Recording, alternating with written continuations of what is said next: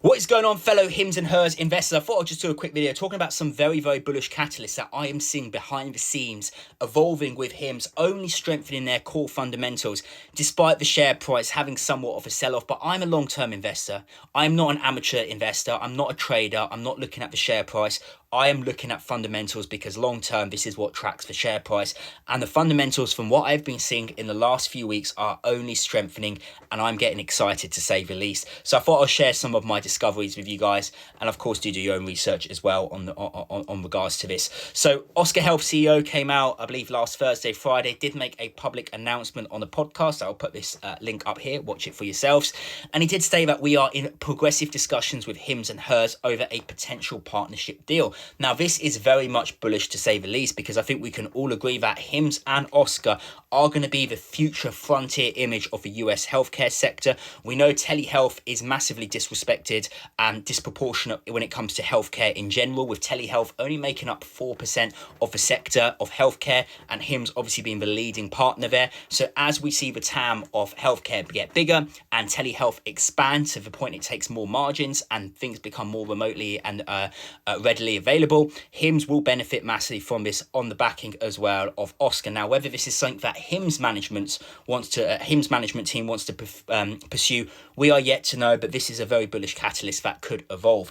Things that obviously are definite, we've got Zavvi, the UK partner of Hims, which was acquired alongside Eucalyptus. They have now come out and announced that they will be selling Eli Lilly's Foundayo drugs, the GLP-1s, as early, well, basically at the end of this month, as early as the end of this month.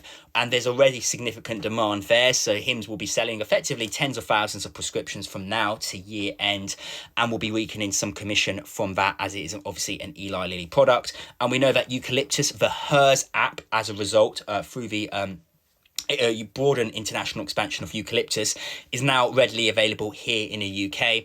So the Hers app is now here in the UK for Google users. You can get that on Google Play Store. Android users, that will be coming out in the coming weeks, and Apple iPhone users like myself should be expecting this in the coming month or two. But this is very, very bullish as well, and it's nice to see that transpire. The things that are getting me very excited are these two caveats I'm going to say, and I left them to the last because they are the biggest and best. Big rumours coming out of the FDA announcing that TB500 and BPC157, the two compounded peptides used to effectively help significantly quickly recover torn ligaments, torn tendons, torn muscles, which we know has huge demand already for, will be potentially given the green light as early as the end of this October. That is very bullish. We know when the FDA come out and they make an announcement, if the announcement is good, the share price usually flies. I think you guys can probably remember from about a month or two when the FDA had that discussion and that voting over the 7 peptides, with 6 being given a green light. Just on that day alone, Hims went up about 17%. I can imagine this will also go up the share price just like that with the announcement of this. Now, these are only rumours, but they are from very highly respected sources from within the FDA. A little bit like football fans when Fabrizio Romano comes out with a tweet, we are all listening, and the probability of him being right is far more than the probability of him being wrong. And I think that is what we are going to see. We know TB500, BPC157 are huge. Everyone wants them. They are the biggest compounding peptides out there.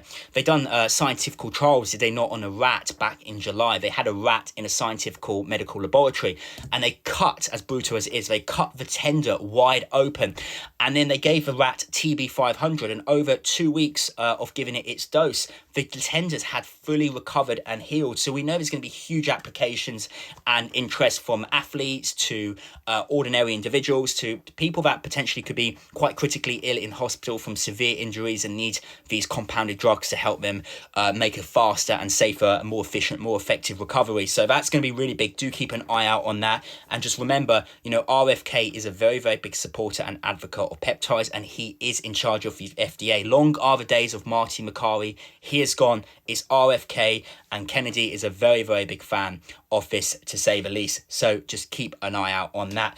Obviously, institutional investments, that's something I'm keeping a very close eye on, and I've basically spent probably about an hour and a half looking at all the registered confirmed 13F filings that have obviously been done on different dates and times. And there are some really big institutions that seem to be loading up on HIMSS. You know, I mean business when I'm getting my glasses out. I've written several pages long, but just to name you guys a few, we've got a lot of institutions. Now, this does far more surpass the institutions buying this than the institutions selling this. So a lot more businesses seem to be buying HIMSS at the moment at institutions than they are seeming to sell the stock off. So we've got BlackRock have increased their stake by an additional $20 million of HIMSS shares, in which they purchased as per their confirmed 13F filings over the course of Q2. Obviously, Schroder Investment Finance, 11.5 million. Marshall Wace, we know they're quite bullish. They've increased their position to north of $60 million worth of HIMSS shares. Sixth Street Partners, 41 million. Geordie Capital, not too familiar who they are, 41 million they bought. Morgan Stanley, I couldn't find the exact number on their 13F filings, but it's rumoured to be about 8 to 10 million. But of course, do fact check that for yourself. Y Investment Firm, 2.8 million. Rex Advisors, 2 million. Handelsbanken, never heard of them, $2.1 million worth of shares purchase. Strong Tower Advisory, 1.6 million. First Citizens Bank, obviously very familiar with them, $1.2 million worth of HIMSS purchase. And Sava Inference, $760,000, I beg your pardon, worth of HIMSS. And the biggest one that's just been announced today is Diversido.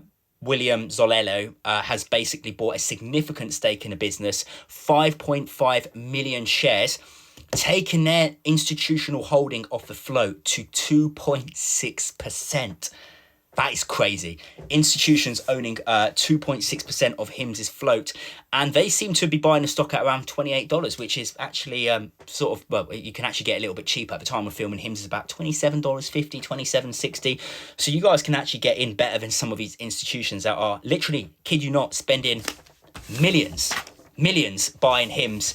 And there's always that one person in the comment section that's got like 50 quid, bless them, and they're trying to time the exact price as to buy HIMSS, and you've got institutions literally throwing millions at the stock. We know Vanguard, did they not 2 months ago come out and disclosed an additional 5% purchase majority in the float? So when BlackRock, Morgan Stanley, Schroder Investment Firm, and even the likes of Morgan and Stanley coming out there buying shares in HIMSS, that is quite bullish.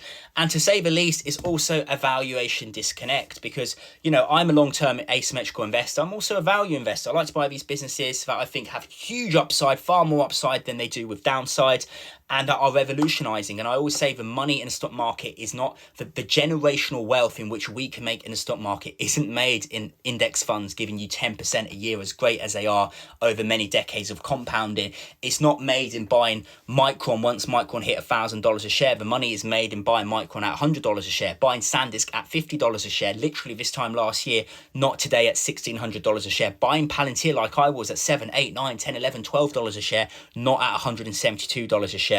And I think I'm seeing the same resemblance here with HIMSS. The money is buying these stocks nice and early before the rocket ship takes off to orbit. And from a PEG ratio, one could argue HIMSS does look overvalued at a PEG ratio of about 2.8 to 3. It could look significantly overvalued. But if we look at PS, price to sales, the business looks cheap. The business right now has a market cap, a valuation, the amount of shares times the share price equals market cap. That is how valuable the business is. When the share price goes up, the business value goes up, the market cap goes up. When the shares go down, the market cap goes down. HIMSS has got a market cap, a valuation basically of $6.4 billion. But we know they are expected to make $3.1 to $3.3 billion of revenue this year. So explain this to me. How on earth is a business at the very minimum expected to make $3.1 billion this year in revenue, only worth $6.4 billion? That is literally a price to sales of 2 to 1. And that's a minimum. We're not talking about GLP-1s accelerations. We're not talking about eucalyptus accelerations. We're not talking about peptide accelerations, which is going to be huge next year for HIMSS. We are just talking about generative revenue at the moment, with management only increasing their guidance. It's funny, isn't it? The bears for the last year have sat here and they have said that HIMSS doesn't have a growth story, but HIMSS are. They've just beaten their revenue by 60 million. They've raised their guidance. Yet again, we went into this year with an estimated guidance of 2.8 to 3 billion in revenue, and we're going to finish this year between 3.1 to 3.3. And I'll go on camera saying this, I think Hims is going to beat that. I think Hims is going to make 3.5 billion in revenue. So I just don't know how on earth you've got a business that's worth 6.4 billion when they're literally making 3.1 to 3.3 billion a year. That is a disconnect in valuation. And even if you imply a cautious, modest multiple of 3 to come up with a fair intrinsic value of the market cap, that takes us to 9.3 billion. And if you include a multiple of 4, which we should be doing in this case, takes us to a fair intrinsic market cap of $12.4 billion for the business. Yet the business is only trailing at 6.4 billion. I've said this before and I'll say it again. Sooner or later, the market will realise. And that's fine. I'd rather get in before everyone else.